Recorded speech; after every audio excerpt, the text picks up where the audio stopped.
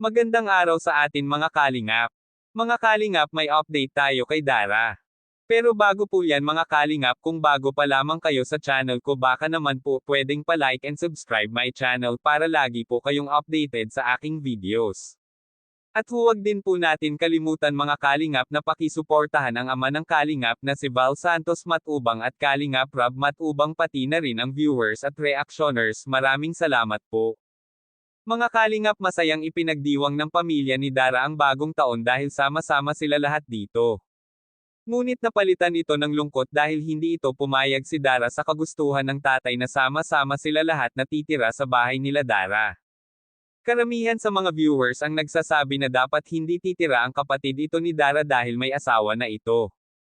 Kaya muli nag-usap-usap sila Dara at kanyang ate na sinabihan ito na hindi pumayag ang asawa ng kanyang ate na titira sila doon dahil unang-una ay may asawa na ito at isa pa wala silang privacy mag-asawa.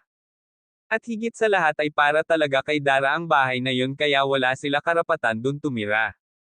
Okay na daw ito sa kanila, bibisitahin na lamang sila. Kaya nagpapasalamat din ang kanyang ate dahil kahit papaano andyan na ang kanilang tatay na gagabay sa kanyang mga bunsong kapatid, hindi na ito mag-alala palagi kila Dara.